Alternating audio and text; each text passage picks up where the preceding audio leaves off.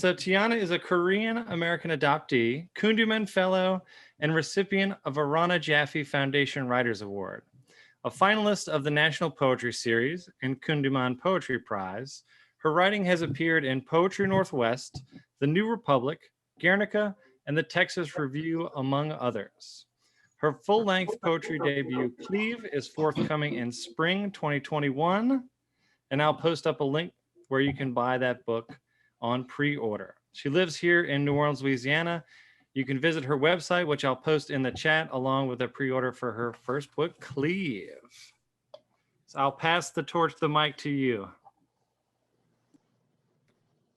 Thank you. It's so nice to see all of y'all. It's a really great turnout. Thank you to Sean for inviting me and for all of you to committing to spending yet another hour in front of your screens to hear some poetry this evening. I want to start with a land acknowledgement. I'm, like many of you, I am zooming from my home in New Orleans, also known as Bulabancha, which is the unceded ancestral land of the Choctaw and Natchez people. I mention that because I think in this moment as a city and as a country, we're really reckoning with this idea of naming, whether that be with the movement to take down monuments or the official renaming of public streets. I think it's proving that it's so important what we call a thing. I'm wondering if I can stop that. Do y'all hear that ding? I don't hear Sean, do you know how I can make that stop?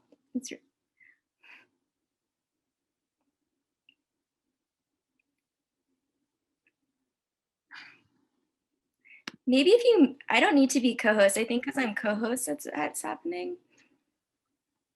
I will take you off a co-host. Let's see here. Yeah, awesome.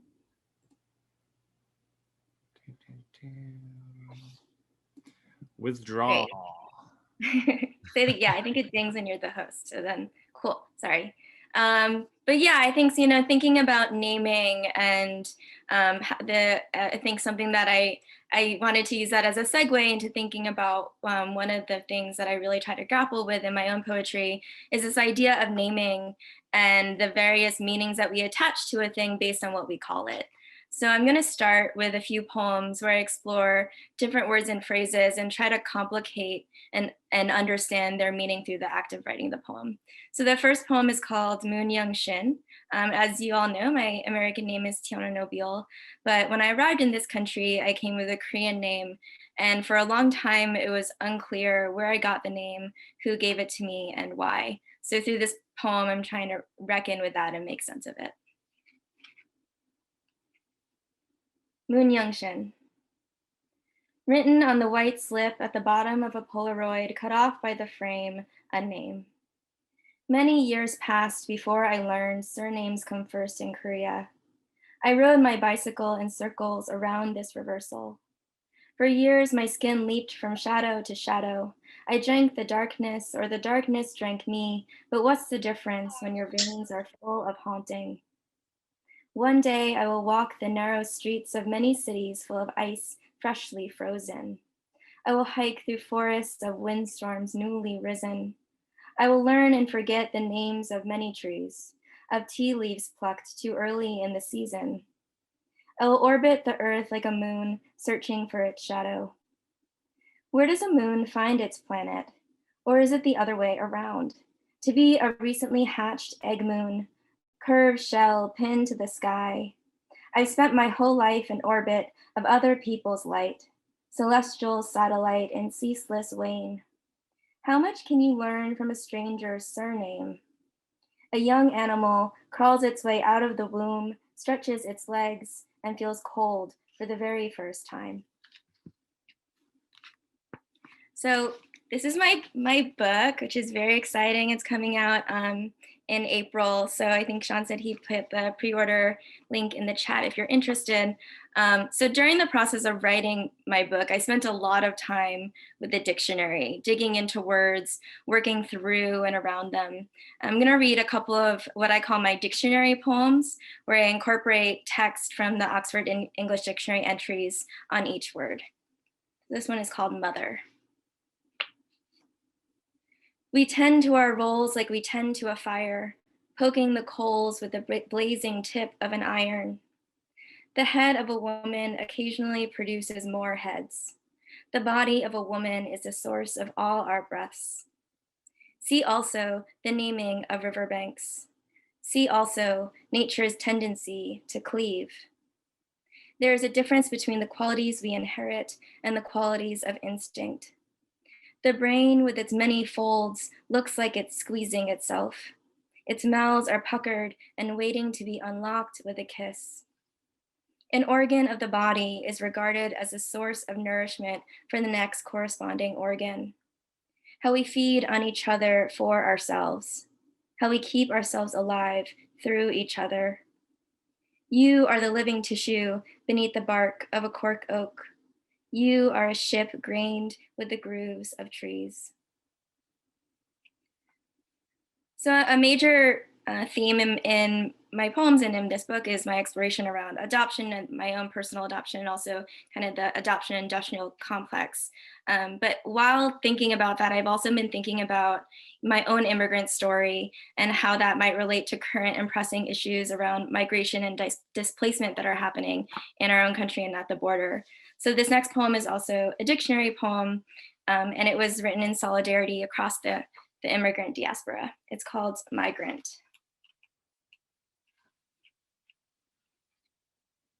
Of an animal, especially a bird, a wandering species whom no seas nor places limit, a seed who survives despite the depths of hard winter, the ripple of a herring steering her band from icy seas to warmer strands. To find the usual watering places, despite the gauze of death that shrouds our eyes, is a breathtaking feat. Do you ever wonder why we felt like happy birds brushing our feathers on the tips of leaves?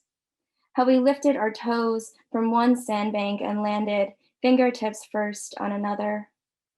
Why we clutched the dumb and tiny creatures of flower and blade and sod between our budding fists?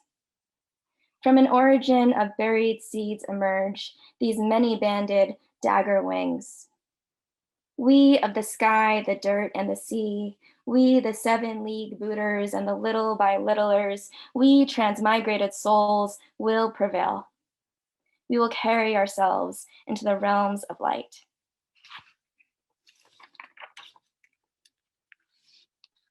So next I'm going to read a longer poem called The Stolen Generation. The Stolen Generation was a name for a group of Aboriginal children in Australia during the 19th and early 20th centuries. These children were half white, and while being raised by their Aboriginal mothers, they were kidnapped essentially by the Australian government in order to integrate them into white society and sever their ties with their Aboriginal communities. So the poem is written in 4 sections, and each section incorporates different forms of documentation. The first is another dictionary poem. The second is an erasure of the so-called Aboriginal Protection Acts of 1869 and 1886, so 2 laws that legalize this practice. And the third section includes direct quotes from families who were impacted directly as a result of these kidnappings. The Stolen Generation. 1, the severing. To pull apart, separated by skin and stalk. To set asunder, taken and scattered like dandelion seeds. To part or open the lips, eyelids, examine with a fine-tooth comb. To slice the skull and measure the brain, to prove what is already known. To cleave a family and watch it unravel. To hinder reunification. To disjoin a body from its color, to disperse its history, its memory, its own recognition of self, to make sense of a loss that severe. 2, the snatching. 1869, 11th November, be it enacted, it shall be lawful from time to time to make orders, to rescind or alter, that is to say, for the place of, for the care, custody, and education of. From time to time, every child living shall be deemed to be within, under, before justice. 1886, 2nd September, whereas the duty to care, to protect. 3, the searching. To make sense of a loss that severe, they searched for each other for 100 years. One mother would hide her daughter in plain sight by blanketing her body with charcoal. They didn't take full bloods, only the ones with hints of European blush in their cheeks. One day they went to the river and forgot the power of water. Charcoal carried off the body in a rippling sweep. They carried her away, skin still gray wet. Another mother brought her infant son to the hospital sick with a stomach bug. She left him for treatment and 6 months later implored, "I am writing to ask if you would let me know how B is and how long before I can have him back home. I have not forgot. I got a baby in there." 4, the cleaving. The word cleave means both to cut and to cling. The child cleaved to her mother. The child cleaved from her mother. The difference a word makes in the forest of our longing. He cleaved to the bed, body damp with dream sweat, eyes sealed so tightly, rivulets of tears streamed from the corners. His mind cleaved to the fading image of a mother's, tender face. Body buoyant and brown, she was cloven from the river. Mid-stroke, her limbs cleaved like the frayed ends of a rope. How do you begin to reconcile a cleaving? We try to hold each other without touching. Voices scramble. White noise fills our bones. Am I on time? Okay. So now I've been in conversation with friend and local poet Henry Goldkamp, who I think is here. And something that we've been talking about is the role questions play in my book. So I think for me, something that I've come to in our conversation is I realize essentially every poem begins as a question. And thinking about, I'm also an educator. I work with little kids, and I try to teach my students that the goal of a question doesn't always have to be to find an answer, that there's value in the question itself. So I thought, since that's been kind of on my mind, I'm going to read a couple of poems that start with a question.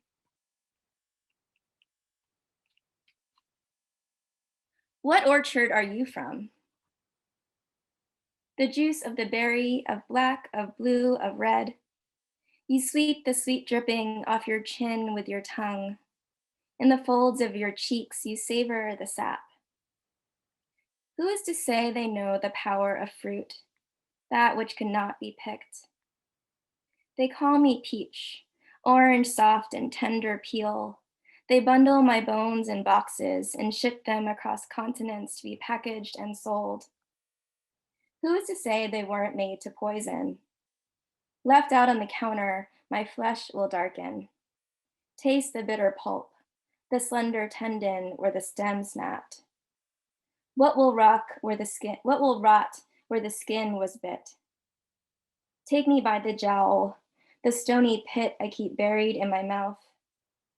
Do you still feel where they snipped the stalk? Even my most succulent fruit will never fully ripen. Pruned premature, I ache for root. Where are you really from? Intercourse, Pennsylvania. Fertile, Iowa. Uncertain, Texas. Hazard, Nebraska.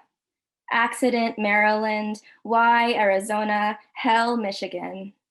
Disappointment, Kentucky. Embarrass, Minnesota. Truth or consequences, New Mexico. Nameless, Tennessee. No name, Colorado. Nada, Texas. Nothing, Arizona. I'm just gonna read 2 more. This next one is also a question poem. So my brother underwent surgery in his 20s, and one of the first things he said when he came out of anesthesia was this very bizarre, funny, and kind of pretty intriguing question, which is what opens this poem. Did you know my sister was FedEx from Korea? You say, dazed under the haze of hospital lights, your arm tethered to an intravenous drip, charging like a box to numbing light. You're 25, adrift in anesthetic fog, floating through the white sea of hospital hallways, and you think of me, the living package that changed your life. On the day of my arrival, you were a month away from turning 4. While the buzz of anticipation swirled around the airport terminal, your small body perched high, anchored in the crook of our father's arm. The weather in Seoul in October is bright and balmy. All the hospital beds are full, and women with thick arms and bent knees, feet in the stirrups, scream in an echoing symphony. A woman with small ankles can't see beyond her bloated stomach. She keeps her eyes shut as forceps dig, doctor's hands twisting between her legs like a corkscrew pulling out the plug. It's been a busy morning, and between heaving breaths, she wonders, how much longer? First the head, then the shriveled body, bright as a small sun. For the first time in her life, she sighs and means it. That's how it happens in my fantasy. The movie I watch on repeat, reimagined myth of my birth, no. I emerge from sea foam, tapping my tail fins in the Pacific froth. I washed ashore encased in a mermaid purse, crawled on all fours and learned the power of breath, no. I was stardust, an accumulation of space matter falling to the earth in tiny pieces. I'm still gathering my limbs. They're scattered all over the planet. None of that is true. I was born in the airport, propelled through the gaping mouth of sliding glass doors. My father's second cousin ferried me down the stairs, my mouth bubbling with Korean consonants, eyes still wary of sight. In the video recording of my arrival, the airport light burns everything so yellow it's purple. My grandfather's cheeks behind his glasses glow like round speckled eggs. I've watched the video so many times it's etched like a scar. I can feel my mother's yellow tears fall purple on my cheek. My father tucks his upper lip inside his tongue. Years later, I will learn why he does this. Searching for words when the mouth is lacking, soft tears cradled in the pockets of his open eyes. What's the difference between memory told and memory burned? I was born in the womb of a stranger, my face a reflection of somebody else's shadow. If I told you that I missed you, would you believe me? Would I? Thank you. Thank you for having me. Interesting. That's Snaps all around. Thanks. Thank you very much, Tiana. There will be some time at the end after Daniel reads to ask some questions to both of them. So now I'd like to introduce Daniel W.K. Lee. He is an author from, excuse me, I guess the Coors Lights got to me a little bit.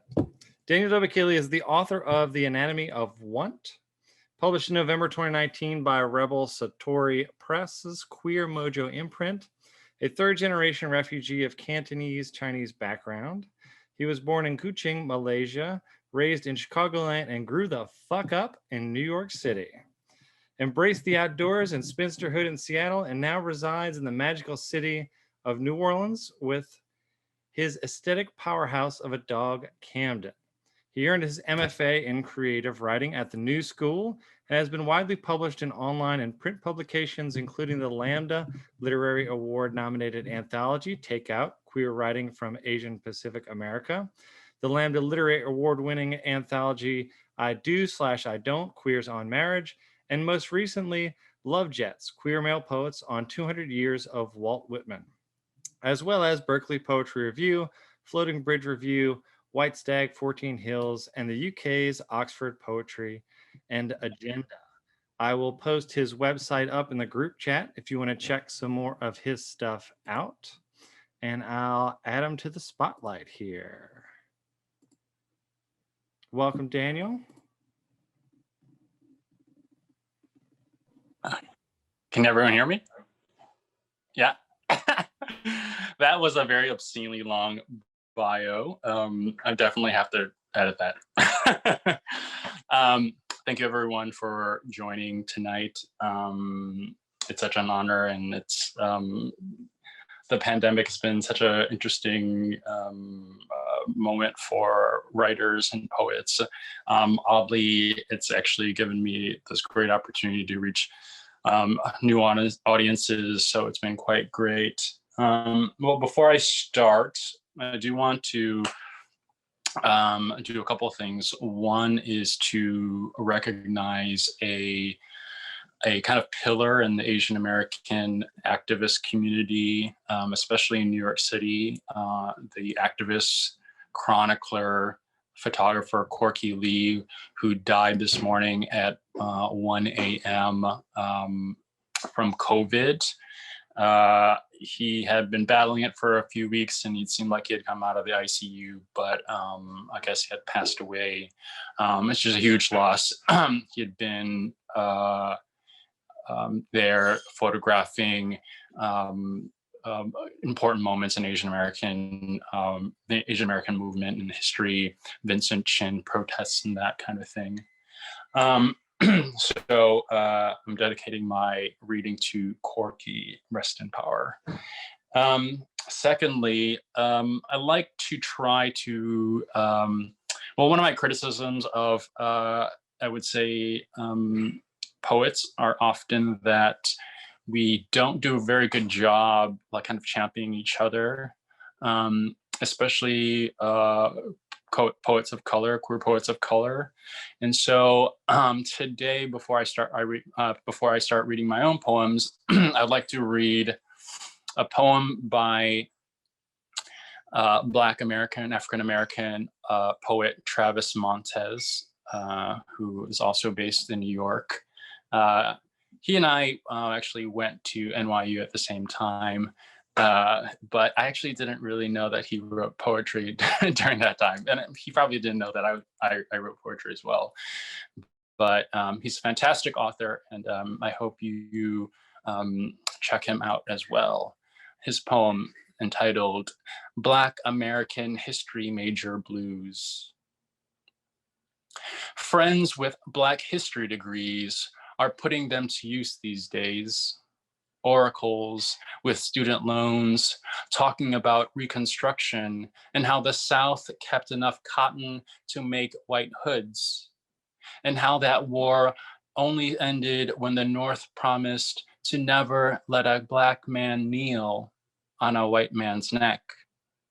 And a century and a half later, prosecuting a cop for killing George Floyd is too close to breaking that promise.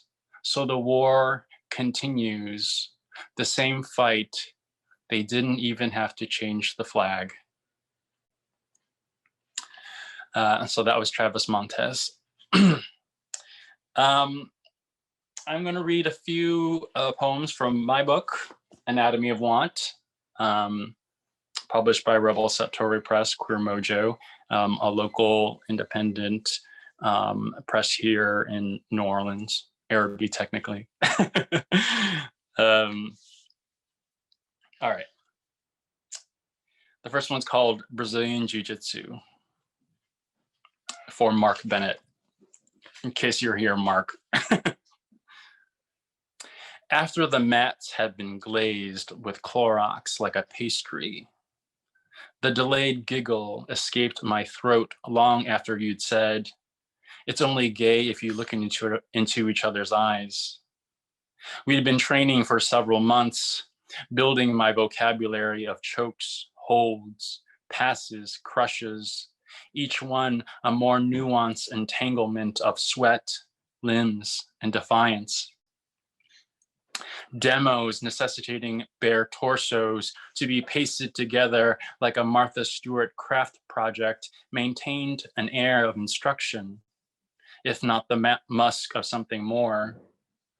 A nifty surprise this body has been, no? With its limber and sleuthy strength, a yoga supple shoulder, nimble capoeira legs enlist those extra steps required to hear the taps that signify a submission.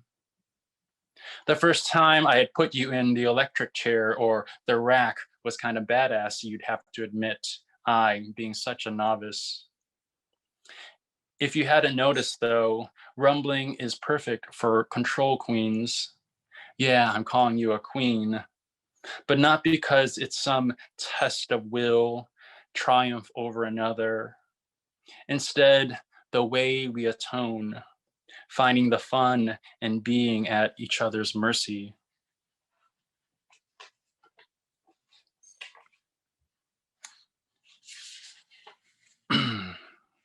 My next poem is called Unfit.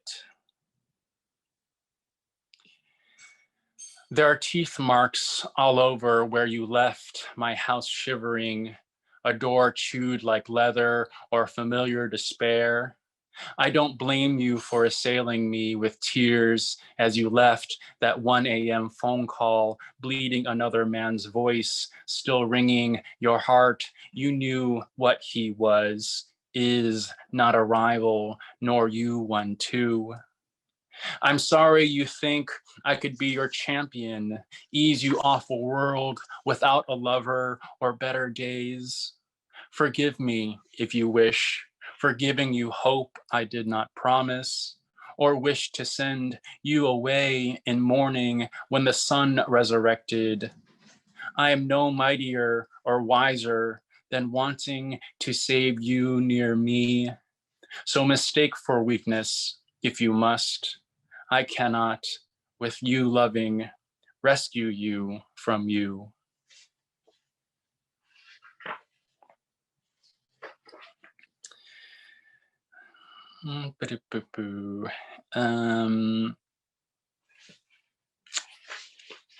All right.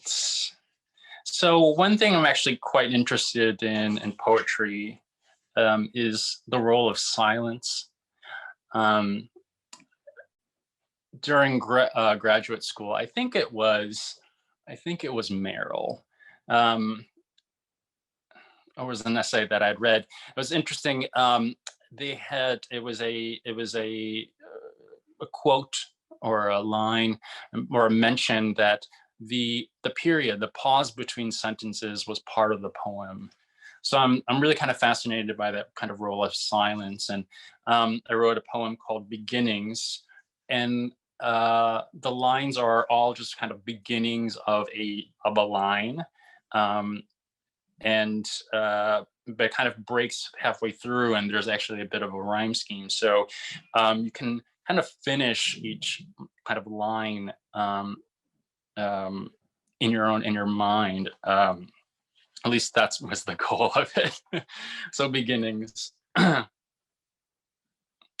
Let me be the one who 20 fingers and a few, Hong Kong a distance still too, ginger spiked wind blew, from the waist slumber grew, lines in sand never drew, pain too precise to rue,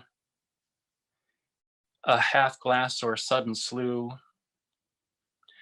the standard lie saw it through, by SMS an angel withdrew, hesitation frames the true, final threat overdue, everyday exiles to overcome the need for blue, you alas the last that knew, what do I do with you?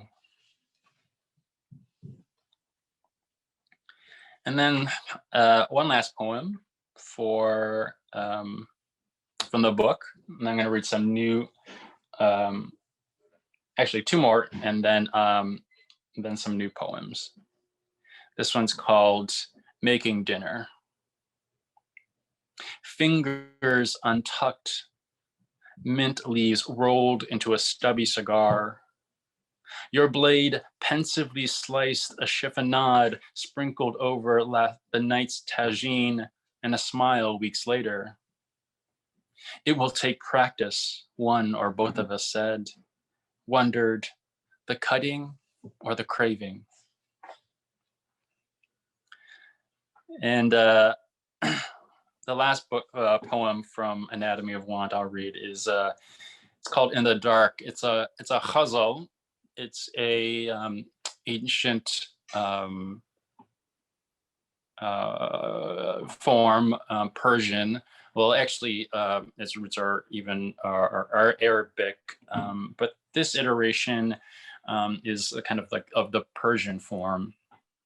You'll notice there's a rhyme scheme, a repeton, and each couplet also is its own kind of poem, and they're all kind of joined together by these formal elements. So it's a different flavor. In the dark, not just mine, but your intentions stain in the dark. Rechristened temptation gathers like rain in the dark. By what regime of lotion, genes, or God are such soft slopes justified in being vain in the dark? Smash the dinner plates for this extinguished distance. I'll pour the shots, darling, to drain in the dark. The clothes measure a man, says who, when patterns from paisleys to pinstripes are all plain in the dark. Oh, blameless boy, of the bare way we failed you, you were, with no wind, a weather vane in the dark. Wherever God's hiding the cure for your death sentence, for you, I'm overturning every grain in the dark. When all else is hijacked, I'll leave you the hymn. The ear never loses the refrain in the dark. Is the dark pitiless to prolong the punishment? Reliving your whisper is worth the pain in the dark. Before caving into lips pursed into an apology, give me a chance to at least complain in the dark. Silence, be warned, is a consummate politician, an ally in light, bane in the dark. A toast to ignorance for prolonging bliss. Why sober a thrill if we remain in the dark? I fall into fantasy. How do I know? You are saying this word yours, Daniel. Could you explain in the dark? All right, I'm going to change gears here. I'm gonna bust out some spoken word, which I haven't written in, I don't know, 10 years. Before I go with this, I'm one just fully encourage you writers to really be kind of promiscuous with your writing, with your forms. Try things, things that you don't think you're going to be, you might not be good at.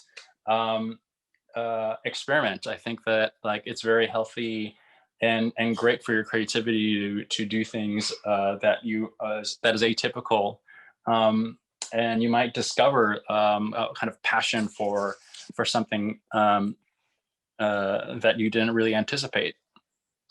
So this one is called COVID-19 Capitalism. All right. The free enterprisers and bottom liners want their profits made, paid in corpses as necessary. Our status quo economy run on robbery, restored like a birthright. Their heirloom entitlement, their gilded inheritance. They think Miss Ella Rose in Gertown, who hasn't eaten in 10 days, cares more about the job market in 3 months than the forecast of her next processed cheese sandwich. They want more Mr. Baumgartners who, a week after being struck by a car, went back to work to what? Get by, survive, die for a shaving of margin? Some crony on TV or in DC or both warns of recovery more painful than the disease, though what hurts more than extinction? Coffins are stacked like Jenga blocks in mass graves. Caged kids, every flavor of imprisoned, candied in nightmare, punctuate execution orders for no crimes and all crimes, tumbling into infection as bureaucrats fumble responsibility, administrations litter accountability, permit the warehouses and WrestleManias, casinos and convention centers to martyr their workers for their god, the dollar, admit there are more important things than living as long as the risk is Black, immigrant, or poor, the greatest social distance from their own lockdown doors. They will stay silent but smirk as white terrorists brandish their AKs and spittle in state capitals, their disposable foot soldiers conflating liberty with a wish to perish and the right to drag others into burial with them. Their math tells them fewer mouths to feed. Their science tells them the strong will survive.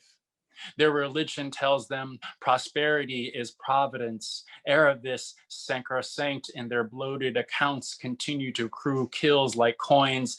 The interest of no interest for our face-slapped essentials, pronounced expendables who make what they break go, who make who they wreck whole.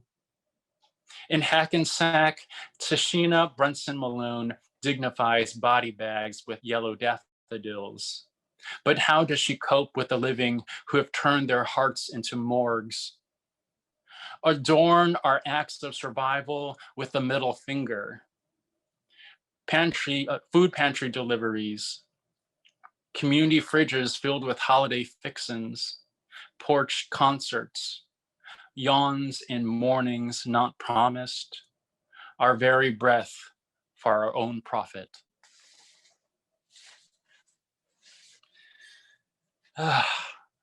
Sorry, that was a little rough. All right, so most of these new poems are actually for my next manuscript, which kind of, I've kind of set it out to be more, I would say, engaged politically, whereas I would say Anatomy of Want, I've kind of indulged in an amount of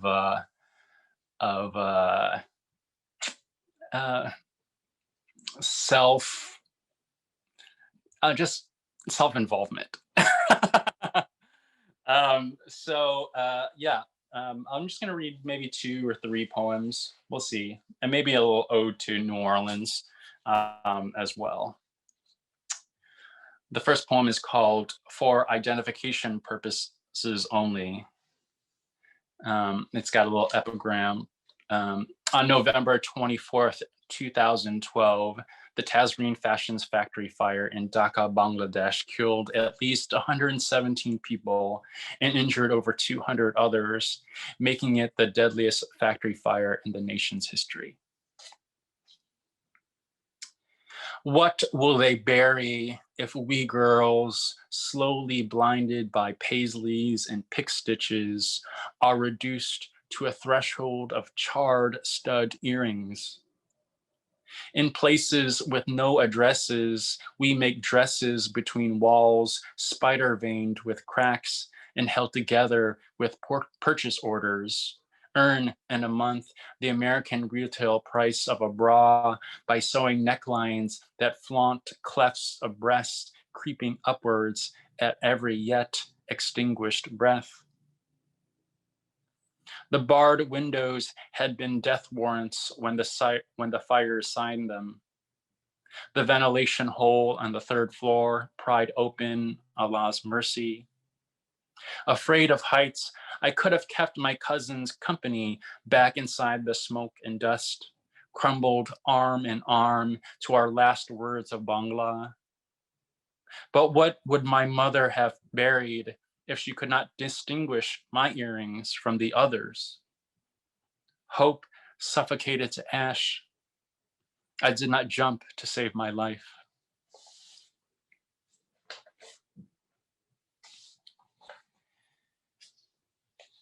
All right, this one's a new one, a super new one, like this week.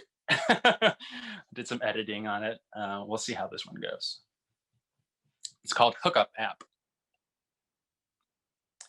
If I were actually headless, just torso and below, rendered in pixels as chiseled and convincing by bathroom light, maybe the onlookers would let the porno unfold, genuflecting themselves between my knees, tongues tasting the host, my ass, the cathedral they crave entrance. No face above to witness reverence match ravenousness, pretending like heaven depended on it, that upon the tap, face avowed, the hard-on doesn't die at the wink of an almond eye.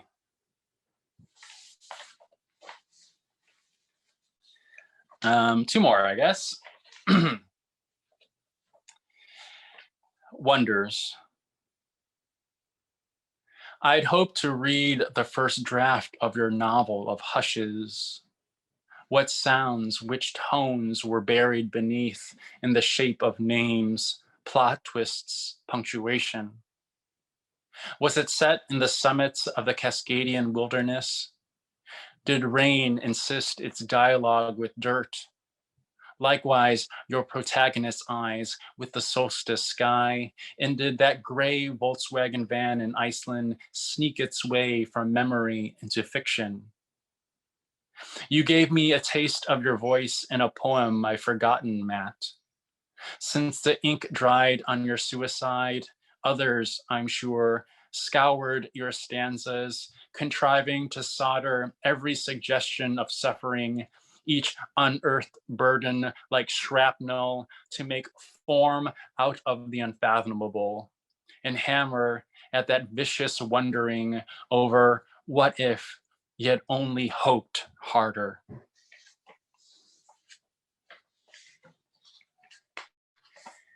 And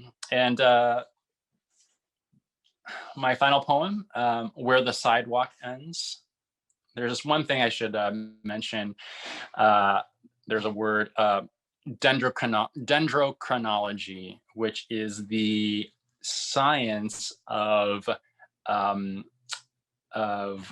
determining the age of trees, usually with their with the growth rings or the tree rings, by counting them. However, that is technically done.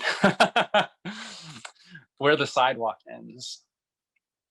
In New Orleans, beast and banquet yield to the southern live oak's splayed hips. The concrete, jumbled as though branches gloved with resurrection fern, had pried up and tossed slabs aside like mahjong tiles, booby traps smashing faces squarely nailed to smartphones. I bet those trees howl to their roots at the human animal and its resigned governments, telegraphing their glee beneath South Carrollton Avenue, swaying to fake a breeze, mocking our gullibility. And what more than strange fruit persuaded them long ago of our pitiful hubris, our banal arrogance? Generations named for whatever comes after Z will expire before the dendrochronologists, marveling at a clean slice of trunk like a Christmas ham, counts its growth rings to determine age of death, its widest zero, its number of fucks left. And that's it. Thank you. Thank you. Round of applause. Snap into the microphones.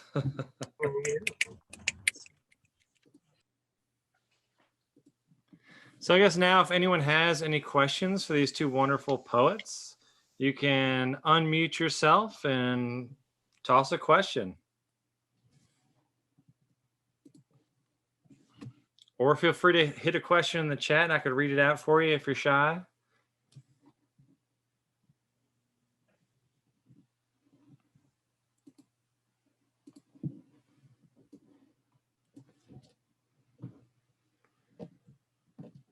Silence? Pure silence? Well, I'll ask a question. I have a question ready to go. Well, here we go. How has New Orleans changed your writing?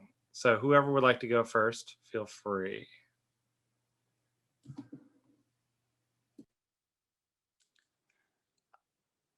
I'll go. You know,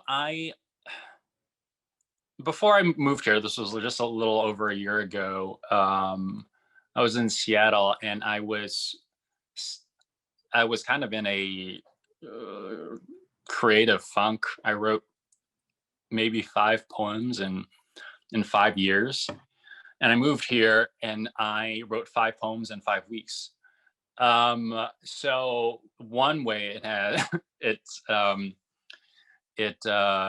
changed is, well, I just became more prolific, but I think I became also a little bit more tuned to writing about spaces, and maybe it's because I'm also just drawn to the city and its unique character and its vibe. And I think I've kind of started just to write more about the place, and the sensory aspects of those, that especially compared to the poems that are in Anatomy of Want, which seem to kind of happen almost ethereally or outside of space and time to a degree.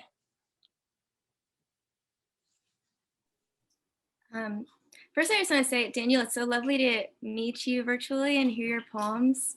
I'm glad that we were able to share this space together. For me, I moved to New Orleans in 2009, and the poems in this book I've been working on and off for the past 12 years, essentially. So, I feel like they're very specific, and we're kind of existed in this silo, but all the things that I was writing kind of alongside them are literally like inundated, like rain and the river, and like water is just in everything, I feel like, or lots of glitter too. I feel like similarly there's this, like the sensory element of living in New Orleans just kind of embeds itself in a lot of the writing that happened alongside Cleve.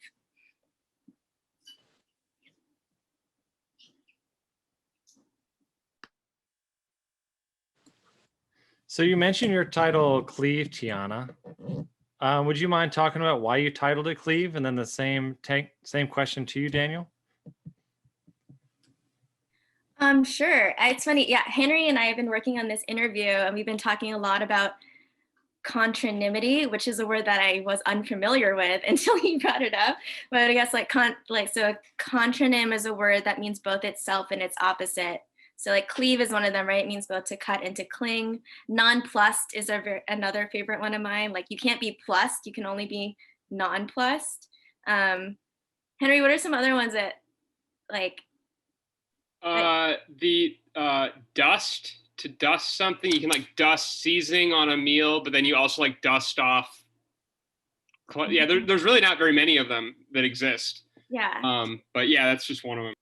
They're just these like linguistic anomalies that I find really, really fascinating. And I think as an adoptee, there's this tension between like, you know, abandonment and rejection and like acceptance and love. And I kept on trying absence and presence, right? Like trying to really toggle between these opposites, and then found this perfect kind of linguistic anomaly that encapsulated everything that I was trying to explore. And I actually was introduced to the concept of cleave and getting my MFA, and it wasn't the original title. Actually, the book had a different title, and a friend of mine was like, "This is not a good title." So, which I was like, oh, and that kind of was disappointing. But it didn't have a title for a while, and then I kind of revisited some old notebooks and rediscovered the idea of cleave, and it just like immediately felt like this is so perfect, because I feel like, you know, capturing that tension is something that I'm trying to explore throughout the book.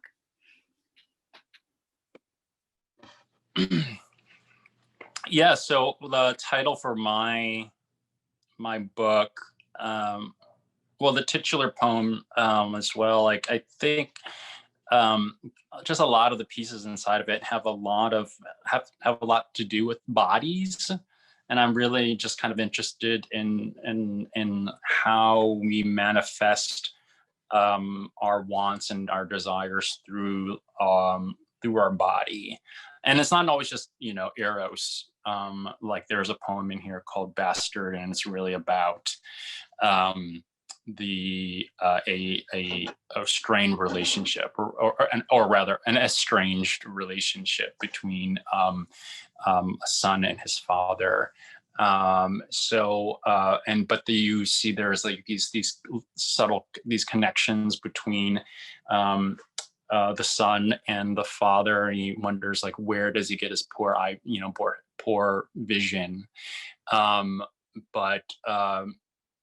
the kind of very end of the poem, he's kind of like, I brutally forgive you.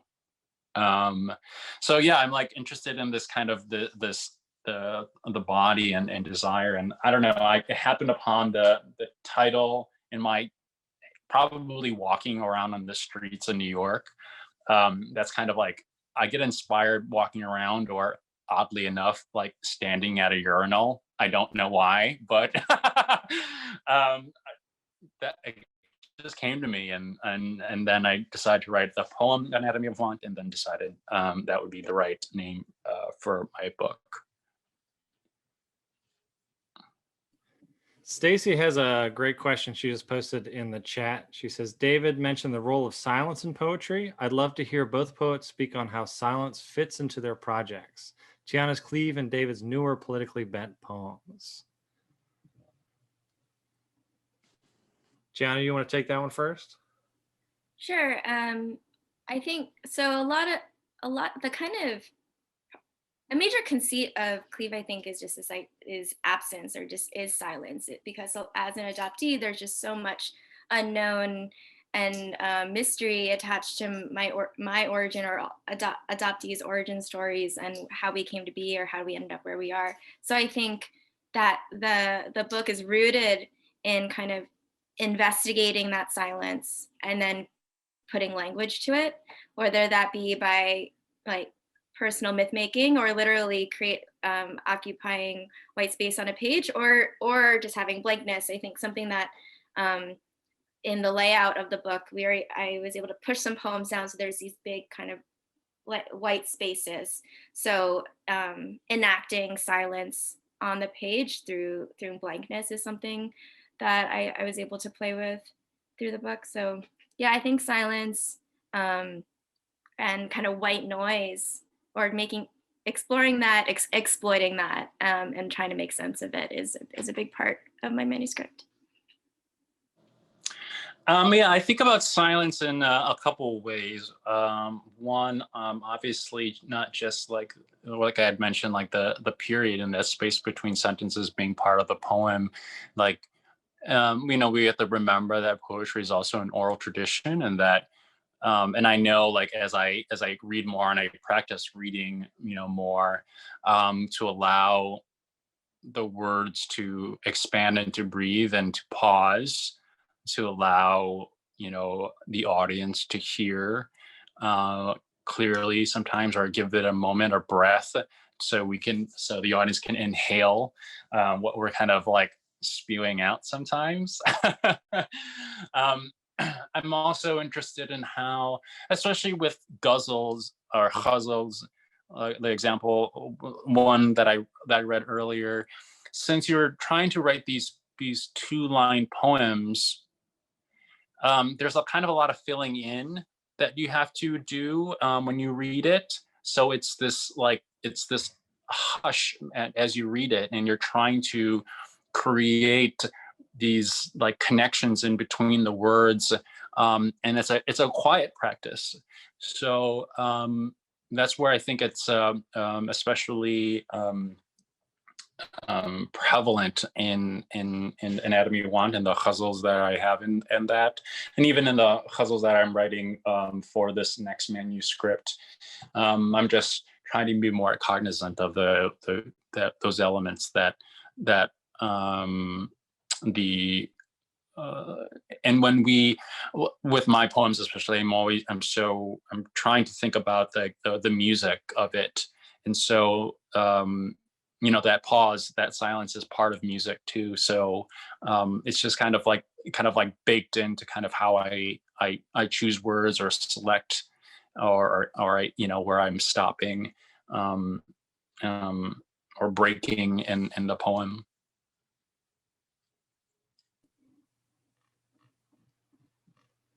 Some fantastic answers right there. Does anyone else have any questions? Yeah, I'm curious if other people have questions about, actual like the technical aspects of like putting together a collection of poetry. I mean, it's not it's not always fun, and or even like before COVID destroyed everything. It kind of annihilated my a very generous GoFundMe funded book tour, or kind of book tour or whatever, and like, kind of the business end of writing and or being an author. Just any questions about that? Like, or even like about curse words in poems. It seems to be a little bit of lightning rod sometimes. You're like, oh, you use the word fuck in a poem. Oh my God. Do you want to be taken seriously or what? These issues. I feel like using a curse word in a poem is like giving a one word its own line. It's like such like a baller move. It's like, it's like so much pressure on that one word. I guess what goes into your, do you think about it like very like actively, or you're just like, it's part of your lexicon, so it just gets embedded? Well, personally, I don't think I'm necessarily gratuitous about using the word fuck. I'm kind of a minimalist in that I am really interested in the fewer words possible with the most impact. And words like fuck and God carry a lot of like baggage. People bring a lot of baggage with those words, and I want to leverage that baggage into and create a craft a poem that exploits those things, so you can bring all that into your reading of the poem. I find it weird, but also, part of this kind of architecture or system of especially Western white aesthetics, and like we have this like prohibition about using like curse words and stuff like that. It's like, oh, you use fuck or whatever, and do you want to be taken seriously? I kind of said that as a joke, but in a way I think about I think I did like experience this question and early in my writing, where I didn't really want to use it, but eventually came around, like I was saying before, that sometimes it's really the right word. And it should have a place. It should be printed in the New Yorker and the Paris Review. A good fuck, So yeah, I mean, I don't have a prohibition about it. Certainly not anymore.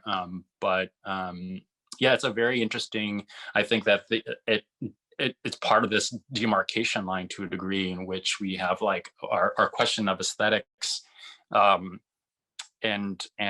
the dividing line, so to speak, between literati, or whatever, and like, or even like high poetry and spoken word, like, where those things seem to have like gray areas, and like, it's curious, and I've decided that, fucking be in spoken word and fucking be in, hoity-toity verse as well.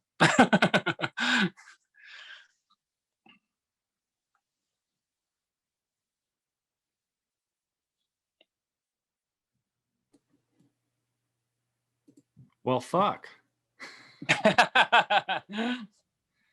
I'll post up the links to y'all's books in the group chat. And if anybody has any more questions, you're welcome to ask. We're here. I'm also going to open some breakout rooms. So since we're not actually meeting at or reading at a bar or something like that, there are 3 different breakout rooms you can join and chit chat with your pals in, a little bit looser. There's leaning on the bar, there's smoking cigs outside, and there's a quiet table in the back if that's what you're feeling, So if you want to join those rooms and talk with your friends in here, if you want to talk on here, all that's perfectly fine. I want to thank both y'all for reading and kicking ass here today, reading some really fucking good poems. There is, I think, also in the chat a link to a PDF of the rest of our reading series for this semester. But honestly, this has gone so well, we may do a bunch more readings. So if you want to read, please holler at me and we'll set something up here and do some more of these. So thank you, Daniel. Thank you, Tiana. Party Thank you. on. Thanks everybody for coming. Yeah, thank you. Thanks, y'all. That was great. Really good. Yay.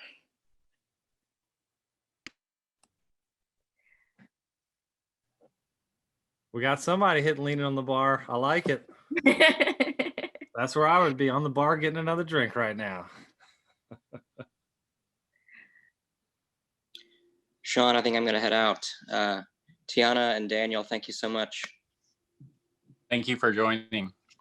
You bet. I wonder who's who's joined us from the furthest, from the furthest distance. I saw my friend Shane, who's in North Carolina, but I don't know who might have been away. Anybody So out Daniel- there from North Carolina? Oh yeah, Ricky, you're in New York, so you're winning this race at the moment.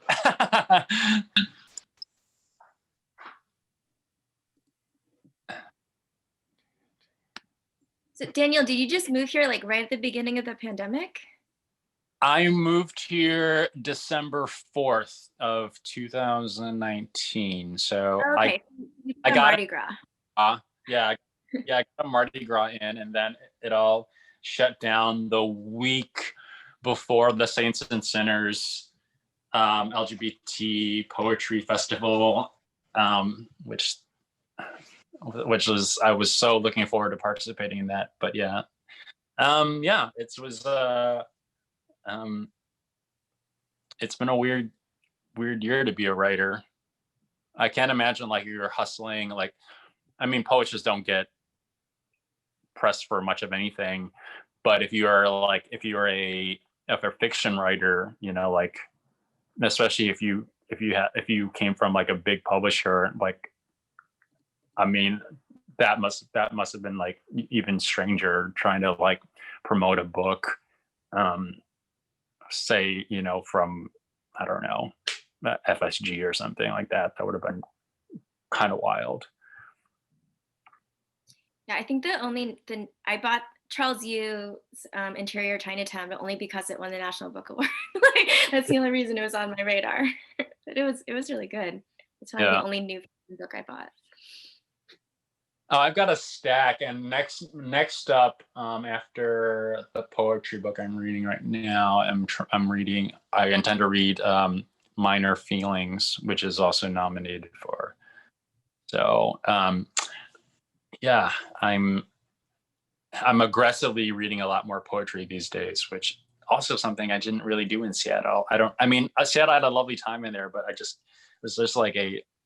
was just not a good spot to be creative. I don't know.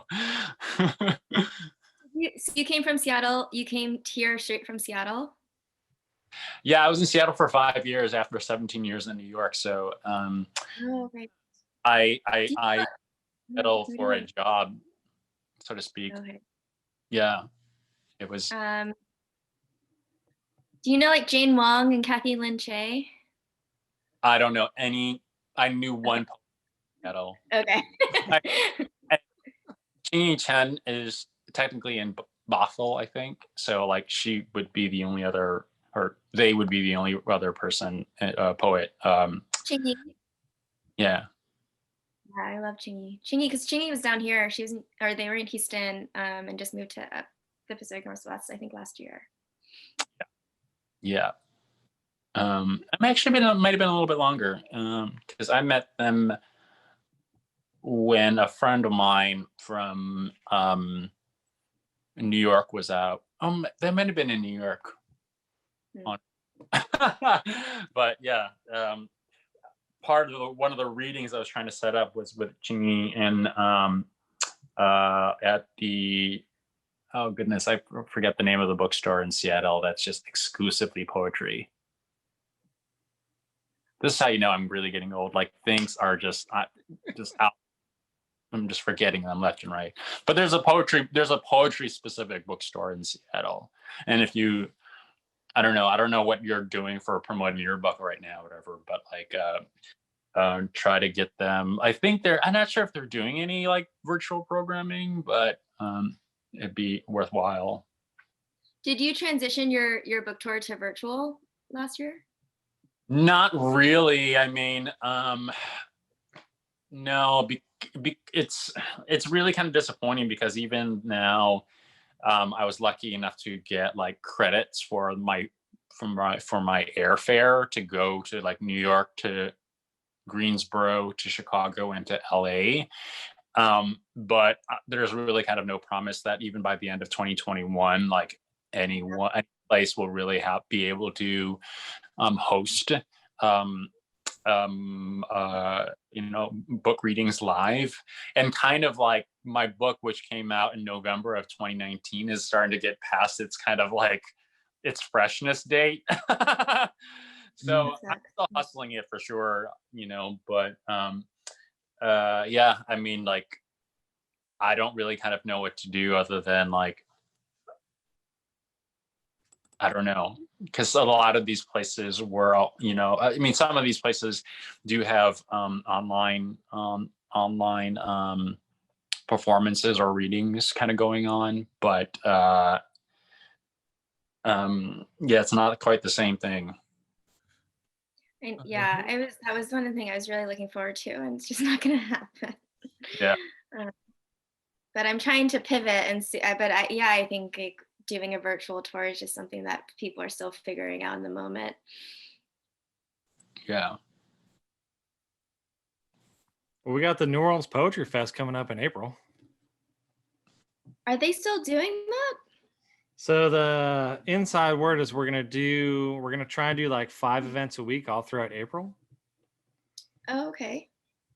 So I'll put in, I don't know how many readers they're still going to take from last year for who's going to still do their panels and that kind of stuff. But I think they're going to open it up in a couple weeks here to see who wants to read and do some online stuff. Oh, cool. Well, yeah. Hopefully that'll sell many of y'all's books. Yay. Yeah. Yesterday I actually had this moment where I was trying to like tabulate how many books I actually sold based on the royalty check I got. And I was like, this can't be right, so I just gave it up. Like, this doesn't make any sense. Never mind. This is stupid. Here's a question. What was your royalty agreement like, or what are both of y'all's royalty agreements like? I have to look back at my contract. I'm not, because like my book's not published yet, so I haven't, like, that doesn't apply yet. Yeah. I think mine is pretty standard fare, honestly. I'm actually have to remember what it was. I think it's like, I mean, it's not that good. They think maybe $100,000 advance. I Oh, wish. What's your press, Daniel? Was that? What's your press? Rebel Satori. Oh, wait, you cut out. What is it? Sorry. Rebel Satori Press. Oh, okay, cool. Where are they based out of? Yeah. Araby. Oh, here? Yeah. See, that's the wild shit with New Orleans. It's like there's this press in Araby. I hadn't heard about it until you emailed me. And I'm like, y'all have some great books over there, but I've never heard of this press, and I've been here almost my entire life. Yeah, super small. That's great. I think it's like a 2-person operation, frankly. And but yeah, I mean, the publisher is Sven. He's really kind of committed to publishing queer poets, particularly. So yeah, super grateful. I mean, honestly, I don't know how you felt, Tiana, when you got your manuscript like accepted for publication. I was like, I mean, it's a bucket list item, right? It was like, I finally got this one done and whatever. And it really kind of motivated me to kind of keep on going, or keep on writing. Cause I've been hustling the manuscript for 5 years, Yeah. maybe that'd have been longer. Cause I started kind of like, I sent the manuscript to like so many like awards and stuff like that. Because the fact of the matter is, if you get an award, that gives you a bigger boost in terms of marketing for your book. So I was like, I need to get a award. So I only like submitted to awards for like 5 years or so. And I was like a quarter finalist. And then I was like a semifinalist. And I was like a semifinalist again. So I was like, I think I'm getting there. And then finally I was like, I just need to have this thing be a thing. And then yeah. And it's so expensive. Submitting to contests, it's so expensive. It is. I mean, I wish people had asked. I don't know. I mean, which other like I don't know if you had students on this, Sean, but like yeah, it's become like I think more acceptable and to a degree, like having to like pay a minimal fee for submissions because everyone's like using Submittable, which costs money. So they kind of feel like, oh, it's like for a long time, I don't think like even me personally, I was like, if I have to pay money for submission, fuck no. But now it's like, in order to like help these small operations survive, even just to pay for the Submittable entry, you know, like why not? Like $2, $3 or whatever. They're making money off that shit. They're making a profit off that shit. They just ain't telling nobody. I mean, I get it, like they need to pay their readers and whatever, but it's $25, $35 to submit to contests. It's just it racks up very quickly. Yeah. And as poets, I feel like it often is one of the only ways to get your book out there and for it to get any kind of attention. Which is it creates a very like tiered kind of system, which is unfortunate. Yeah. You got a taste of that National Poetry Series, didn't you, Tiana? Weren't you like a finalist for that? I was finalist 2 years in a row, which was like, and you know, really like a vote of confidence. It was like, but yeah, a friend told me like once you start making finalists for contests, then like you know it's ready. It's just like you need the right judge. Right? Because ultimately it ends up being very subjective because like who's the person that's reading this and making the final call. So whoever's in like the first tier of the National Poetry Series really loved my manuscript, but then every time when it went up, it just never made it. I suspect there's some shadiness in the late rounds of judging in some of those contests and stuff. Like some people pick people they know or people that get recommended by somebody else. There's no way it's complete. That's true. And that's why I think it's important though, like why, like I was saying, like trying to do earlier, like, you know, like we have to do better at championing like the unknown, so to speak, you know? So, I mean, the fact of the matter is like a lot of anthologies and stuff like that, we just keep on going. Like editors always go back to the same folks, and there's so many writers and they're just not on their radar. And, you know, like it's in everyone's interest to kind of be champions to like great poets that aren't necessarily, you know, being published by Copper Canyon or, you know, or Grey Wolf or, you know, some of these like well-known presses. The poet that I read the poem from, Travis, he's self-published, and that's a whole another world, you know, like self-published. I used to work at a magazine, and if you send a self-published book to us for review, never gonna happen. It was never gonna happen. Right in the trash. It was just immediately into the giveaway pile. So like there's already like, you know, it is tiered, it is like, you know, stratified, you know, like in you know, how we accept, consume, and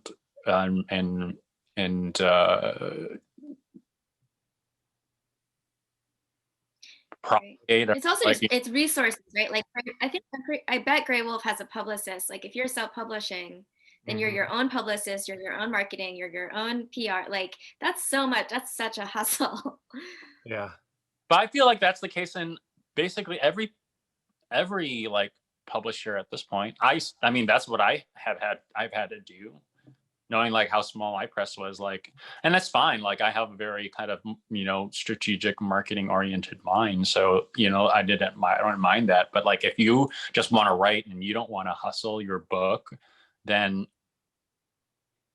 SOL, right? I don't know, that sucks. Like that means that you're not going to reach an audience because you don't have like allies or other people to help you get there.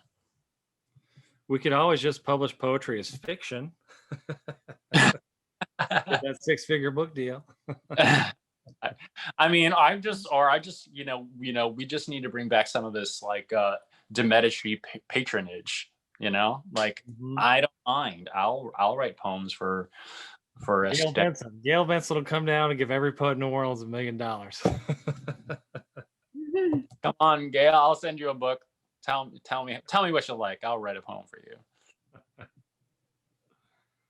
I mean, I use actually a lot of religious imagery in my books and my poems, actually, but I don't think she would particularly enjoy